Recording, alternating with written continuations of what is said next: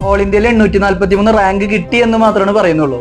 എങ്ങനെ കിട്ടിയെന്ന് ആരും പറഞ്ഞിട്ടില്ല. സിനിജുല ക്ലാസ്സസിൽ ഹാർഡ് വർക്കിന്റെ ഒരു എക്സാമ്പിൾ ആരാന്ന് ചോദിച്ചു കഴിഞ്ഞാൽ ഞാൻ ആദ്യം അതിന്റെ പേര് പറയും. അവൻ പ്രിപ്പയർ ചെയ്യുന്ന രീതി കാണുമ്പോൾ ഏറ്റവും അതിശയിക്കുന്നത് അവൻ ഓരോ ക്വസ്റ്റ്യനും അപ്രോച്ച് ചെയ്യുന്ന രീതിയാണ്. അവൻ റാങ്കിലേക്ക് എത്തിയത് കണ്ടിന്യൂസ് ആയിട്ടുള്ള കൺസിസ്റ്റന്റ് ആയിട്ടുള്ള പഠനം മൂലമാണ്.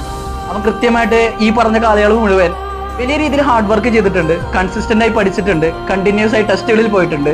ഇതിന്റെ ഒക്കെ ഭാഗമായി വന്നുള്ള ഒരു റിസൾട്ടാണ് ആദിക്ക് വന്നിട്ടുള്ള വിജയം. നമ്മുടെ സ്ഥാപനത്തിന്റെ യശസ് നടത്താൻ വേണ്ടിയിട്ട് ആദി എന്നുള്ള കുട്ടി, ഞങ്ങളുടെ സിനിമാമിന്റെ മകൻ തന്നെ ഒരു അമ്മയുടെ രീതിയിൽ മിസ്സിനും വളരെയധികം സന്തോഷം തോന്നുന്ന കാര്യമായിരിക്കും.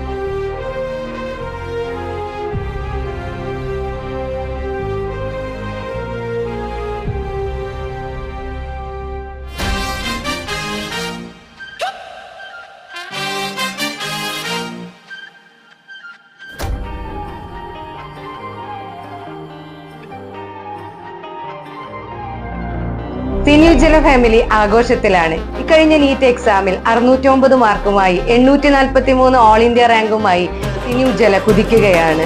തൃശൂരിൽ ഒന്നാമതായി കേരളത്തിൽ മുൻനിരയിലേക്ക് സിനിയുജ്വല ക്ലാസ്സസ് ചുവടുകൾ ഉറപ്പിച്ചിരിക്കുകയാണ്.